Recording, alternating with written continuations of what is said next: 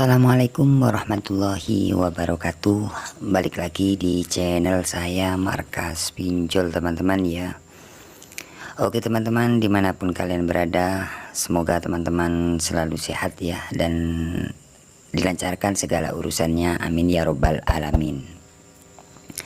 Oke teman-teman, seperti biasa ya, di video kali ini saya akan membahas lagi ya tentang gagal bayar di aplikasi Monas atau modal nasional ya. Jadi saya sering bikin video-video tentang gagal bayar pinjaman online ya. Kenapa alasannya? Karena banyak teman-teman kita di luar sana yang saat ini terjerat di pinjaman online yang takut dan kepanikan ya, seperti itu. Jadi saya selalu bikin konten-konten tentang gagal bayar ya, atau risiko gagal bayar seperti itu ya, atau DC lapangan di aplikasi apa aja yang ada, kan seperti itu. Jadi di video kali ini saya akan membahas tentang gagal ya, atau keterlambatan di aplikasi modal nasional sudah 1 bulan ya, atau 30 hari teman-teman ya, dengan nominal sama dendanya untuk saat ini sudah mencapai 8.700.000.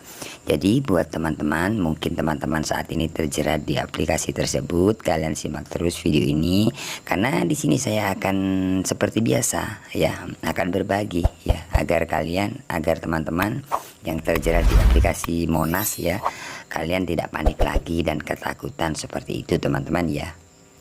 Di sini saya tidak mengajarkan kalian untuk gagal bayar, tidak. Di sini saya cuma berbagi info ya, seperti apa sih risiko misalkan kita telat atau gagal bayar di aplikasi Monas atau modal nasional. Oke, tanpa basa-basi teman-teman ya, seperti biasa yang pertama-tama di sini saya akan buka aplikasi Monas ya, atau modal nasional, agar teman-teman juga lihat ya, berapa sih, benar nggak, hoax nggak abang ini bikin konten. Nah kan seperti itu. Kalau masih ada aplikasinya mungkin ya 99% kan seperti itu, karena ada buktinya. Nah tapi jangan disalahartikan buat teman-teman ya. Di sini saya tidak mengajarkan kalian untuk gagal bayar, tidak ya. Ya, di sini saya cuman berbagi ya, seperti apa risiko misalkan kalian telat bayar atau gagal bayar di aplikasi Monas ini ya. Jadi sebenarnya kalau hutang ya tetap hutang teman-teman, wajib kalian bayar kan seperti itu. Tapi misalkan kalian masih belum ada dana ya, apa boleh buat ya, pastinya kalian dapat WA kan seperti itu. Oke, langsung saja di sini saya akan buka aplikasi modal nasional ya, atau Monas. Oke teman-teman, nah di sini saya sudah buka aplikasi modal nasional atau Monas ya. Jadi ini untuk aplikasi modal nasional ini adalah aplikasi legal ya, jadi bukan ilegal teman-teman ya. Oke, ini adalah tampilan awal dari aplikasi modal nasional ya. Jadi misalkan teman-teman buka, ini adalah tampilan awal ya. Kemudian lanjut kita ke tagihan ya. Oke teman-teman, nah di sini teman-teman bisa lihat ya, pinjaman jangka pendek ya, Rp 8.735.000. Jadi pinjamannya itu 8.735.000 ya. Itu total keseluruhan sama dendanya teman-teman ya. Jadi buat teman-teman yang saat ini terjerat, yang sering bertanya untuk denda, jadi untuk denda itu teman-teman, jadi otomatis di aplikasi itu akan bertambah. Jadi misalkan teman-teman yang komentar, bang untuk dendanya di Monas itu berapa per hari. Jadi untuk denda itu tergantung pinjaman kalian, tergantung nominal pinjaman kalian berapa sih, seperti itu. Jadi kalau saya untuk menjawab berapa sih bang, saya nggak tahu, karena tergantung pinjaman kalian. Kalian bisa cek setiap hari di aplikasinya, itu akan otomatis akan bertambah seperti itu teman-teman ya. Oke, kemudian lanjut di sini teman-teman ya, untuk keterlambatan ini sudah 30 hari ya, artinya sudah 1 bulan ya. Oke bang, resikonya apa bang kalau kita telat atau masih belum mampu bayar di aplikasi modal nasional ini ya. Yang pertama-tama, misalkan teman-teman telat ya 1 hari, 2 hari, 3 hari, bahkan 1 minggu lah ya, itu kalian akan ditelepon terus menerus. Biasanya satu hari bisa sampai 50 ataupun 10 ataupun bahkan lebih. Kenapa saya bilang seperti itu? Karena dari pengalaman saya seperti itu ya, bukan saya aja, tapi dari teman-teman yang sering sharing, yang sering bertanya lewat WA ke saya, itu biasanya ada yang sampai ya beda-beda lah ya. Jadi intinya memang bikin berisik seperti itu. Nah risikonya seperti itu, akan ditelepon terus menerus, biasanya tidak henti-henti. Itulah resiko misalkan kalian telah bayar di aplikasi Monas ini atau modal nasional teman-teman ya. Jadi memang tidak nyaman karena kita punya pinjaman yang masih belum dibayar ya. Pastinya dari pihak aplikasi akan menelpon terus menerus ya, apalagi misalkan teman-teman nggak pernah respon ya. Misalkan ada WA, bahkan ada telepon nggak pernah angkat, itu bahkan apa ya, akan berisik, semakin berisik karena kalian tidak mengangkat atau tidak membalas WA tersebut ya. Mungkin ya kalian dianggap kabur lah ya, tidak ada etikat baik seperti itu, bisa jadi ya. Tapi misalkan teman-teman, misalkan ada telepon, kalian angkat aja ya. Ada telepon lagi, angkat aja ya. Tinggal kalian bilang masih belum ada dana Pak, masih cari dana ya. Wajar lah kalau kita biasanya dimarahin atau bagaimana lah istilahnya, bahasanya itu sudah wajar teman-teman. Resikonya memang seperti itu ya. Jadi misalkan kalian cari dana atau kalian dibentak atau gimana, itu sudah wajar karena kalian nggak bayar kan, seperti itu. Ada teman-teman ya, Bang gimana kalau kita balas atau kita telepon balik, bahkan kita yang dimarah-marahin, itu wajar lah teman-teman. Jadi biasalah seperti itu. Tapi misalkan kalian nggak pernah respon ya, nggak pernah balas chatnya, bahkan kalian akan diteror terus menerus karena kalian dianggap kabur. Mungkin seperti itu karena sudah tidak balas. Mungkin etikat baik kalian sudah tidak kelihatan kan, seperti itu. Tapi misalkan kalian selalu merespon, ada WA, bahkan kalian yang telepon, ini kok WA terus, saya telepon aja ya biar jelas ya, seperti itu teman-teman. Karena pengalaman saya seperti itu ya. Jadi dari pihak aplikasi nggak akan berisik misalkan kalian seperti itu. Karena pengalaman saya nggak ada dana ya, saya telepon aja seperti itu. Akhirnya dari pihak pinjolnya itu ya biasa-biasa aja. Mungkin satu hari ya bisa sampai 3 kali. Mungkin telepon miss call, saya telepon balik seperti itu. Ya bilangnya gimana Bang kalau kita telepon, ya intinya nggak ada dana, koordinasi sama pihak penagihnya. Iya Pak masih belum ada dana, masih cari dana, itu aja kok.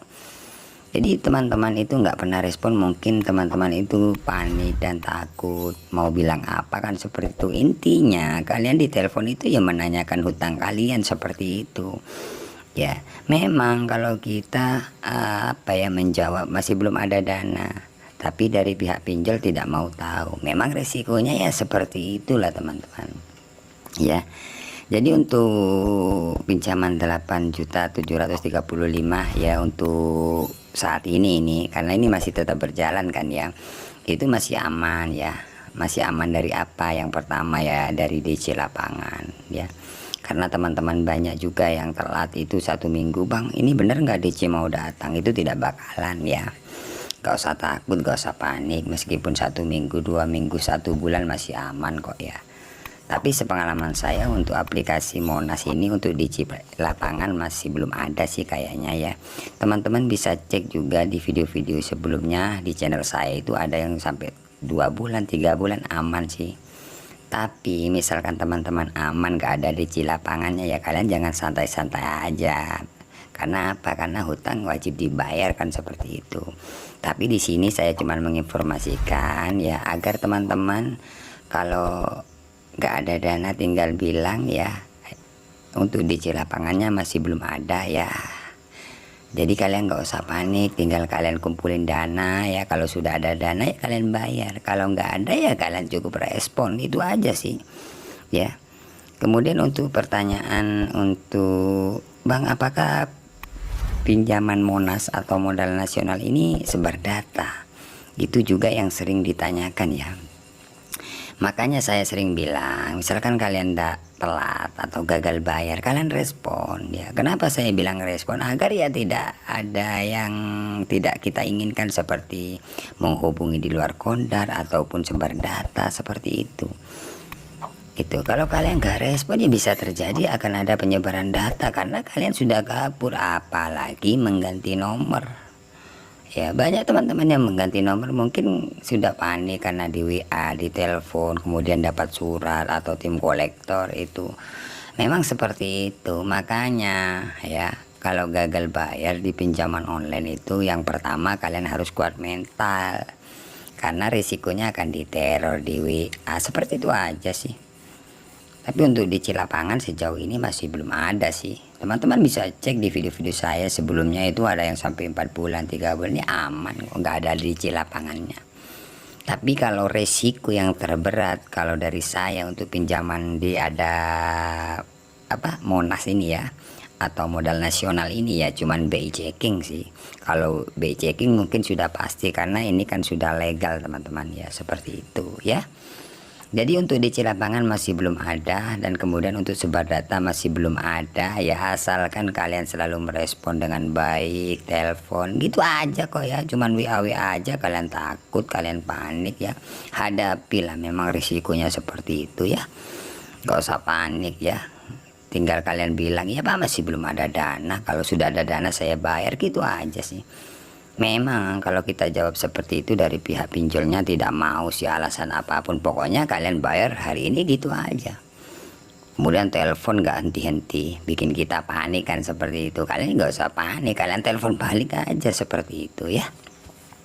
Oke, seperti itu aja teman-teman ya. Untuk kelanjutannya tunggu video-video selanjutnya dari channel saya teman-teman ya. Si kurang paham ya, kalian bisa tulis komentar ya, atau pertanyaan-pertanyaan lagi, tapi pertanyaannya jangan tetap aja untuk di Cilapangan terus. Di sini saya sudah jelaskan seperti itu kan ya.